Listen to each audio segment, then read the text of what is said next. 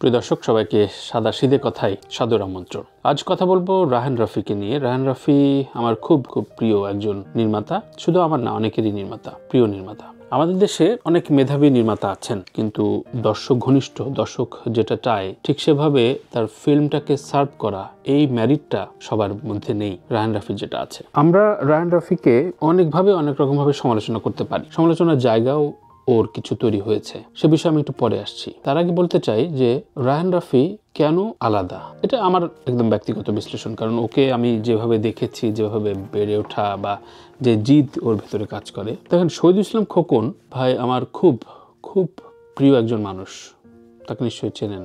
বাংলাদেশের আধুনিক সিনেমার রূপকার আমি বলি। এবং শহীদুল ইসলাম খোকনের ছবি দেখার জন্য আমি স্কুল পালিয়েছি, মামাদের হাতে মার খেয়েছি, একই ছবি 2-3 বার দেখেছি, ইত্যাদি অনেক ঘটনা। এবং ঢাকায় এসে আমি যখন প্রথম বিনোদন সাংবাদিকতা শুরু করলাম, তখন আমার একটাই ইচ্ছা ছিল, জানেন, কোনো নায়ক না, কোনো নায়িকা না, আমি খুঁজছিলাম এই মানুষটা কোথায়, এই মানুষটাকে আমার দরকার। তার নাম শহীদুল ইসলাম খোকন। এবং খোকন ভাইয়ের সাথে প্রথম যে সাক্ষাৎ হয়েছিল সেটাও আমি অনেক জায়গায় লিখেছি।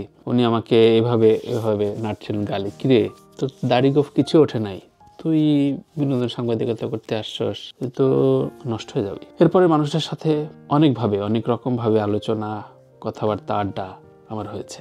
এবং এই মানুষটার সাথে আমি যতটুকু পেরেছি সম্পর্ক রাখার চেষ্টা করেছি। আমার প্রায় 3টি কি 4টি টেলিভিশন শোতে তিনি এসছেন, ফিল্ম নিয়ে কথা বলেছেন।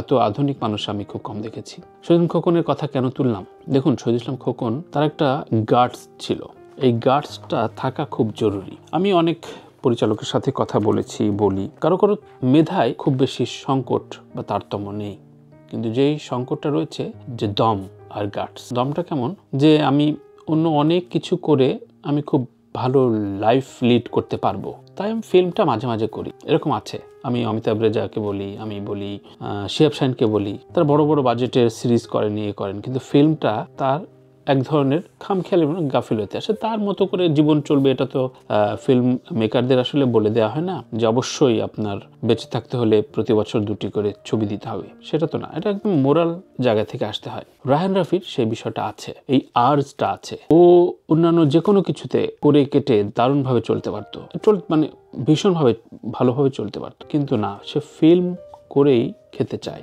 এবং শুধু করে খেতে চায় না, ওই ছাপোষা জীবন থেকে বেরিয়ে সে ফিল্ম ডিরেক্টর হিসেবে হিরো হয়ে থাকতে চায়। এই হিরো হয়ে থাকাটা আগেকার দিনের শহীদুল ইসলাম খোকনের ছিল, শিবলি সাদিকের ছিল, দিলীপ বিশ্বাসের ছিল, কাজী হায়াতের ছিল, তো অনেক নাম তোলা যাবে, চাষিনুল ইসলাম, খানাতুর রহমান, এগুলো তো রয়েছেনই। অর্থাৎ তারা যে হিরো, সেই হিরোর গার্ডসটা রয়েছে। তো 90 দশকের পরবর্তী যে অবক্ষয়ের পরে, অবক্ষয় কেন হয়েছে? কারণ হিরোদের তাদের হুজুর বলা শুরু হয়েছে যে হিরোর জন্য আমার একটা হিরোর ডেট লাগবে।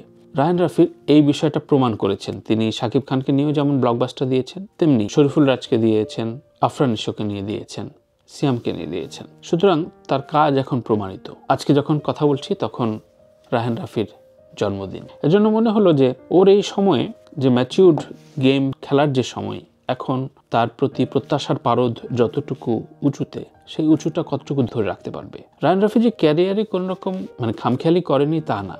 যেমন দহন ছবিটা আমার কাছে ভীষণ রকম নন প্রোডাক্টিভ একটি ছবি মনে হয়েছে। এই ছবি কেন করতে গেল রায়হান রাফি, আমার কাছে বড় প্রশ্ন। কারণ রাফি যে গার্ডসের কথা বললাম এতক্ষণ, সেই গার্ডসটা অনেকাংশে ম্রিয়মান হয়ে যায় যখন একটা প্রোপাগান্ডা ফিল্মে তখন হাত দেয়।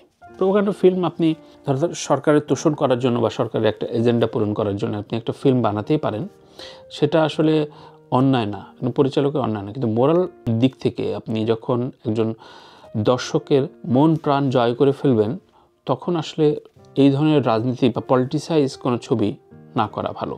তুফানের যেই পলিটিক্যাল যে মোমেন্ট, অর্থাৎ সালাউদ্দিন লাবলু থেকে শুরু করে ওই ক্যারেক্টারের ওই যে ঘরটাতে তিনি খালেদা জিয়াকে ব্যঙ্গ করেছেন, এরকম বেশ কিছু এলিগেশন অলরেডি রায়হান রাফির সম্পর্কে বলা হচ্ছে। তো এই বিষয়গুলো হয়তো চাপে পড়ে যদি করে থাকে, তাহলে দুটো প্রশ্ন নম্বর 1 হচ্ছে, পরিচালকের আসলে মেরুদণ্ড খুব শক্ত থাকতে হয়।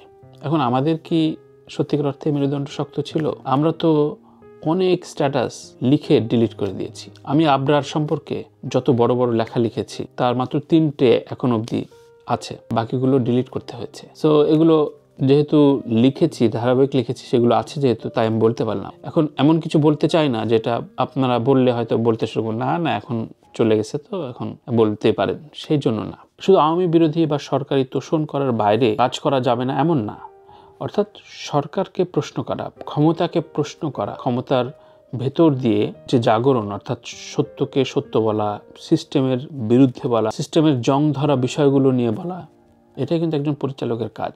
এখন বলতে পারেন যে না, এত শিক্ষা দীক্ষা তো চলচ্চিত্রে থাকে না। থাকে ভাই, একটা প্রেমের গল্পেও একটা লেসন থাকে, সেই সময়ে সামাজিক প্রেক্ষাপট থাকে, সেই প্রেমিকার বাবার যে মোরলিয়ানা, এলিটিজম বা দম্ভ, তার যে অন্যায়, সেইগুলোও থাকে একটা প্রেমের রোমান্টিক কোনো ফিল্মে। সুতরাং আপনি সমাজকেই কিন্তু প্রক্ষেপণ করেন আপনার চলচ্চিত্র দিয়ে। সুতরাং আমি মনে করি যে রায়হান রাফি যে দুটো ছবি নিয়ে এলিগেশন রয়েছে, একটি সুপার ডুপার হিট ছবি তুফানের একটি সিকোয়েন্স এবং দহন ছবিটি নিয়ে, এটি নিয়ে আমার মনে হয় রায়হান রাফির নিজস্ব ব্যাখ্যা দেওয়া প্রয়োজন। নিশ্চয়ই দিয়েছে এর মধ্যে, কিন্তু সামনের দিনে যেহেতু রাফি একটা দারুণ ম্যাচিউর পজিশন, এবং রাফির সাথে আমার কিছুদিন আগেও কথা হলো এই আমেরিকা কেন আসছি, কি কারণে, এবং রাফির যে কোনো কিছুতে আমি সবসময় ওর শুভাকাঙ্ক্ষী হয়ে থাকতে চাই। কারণ প্রথমত মেধাবী নির্মাতা আমাদের কম, দ্বিতীয়ত কেউ ছবি বানাতে পারে না, মানে অনেকেই ছবি বানাতে পারে না।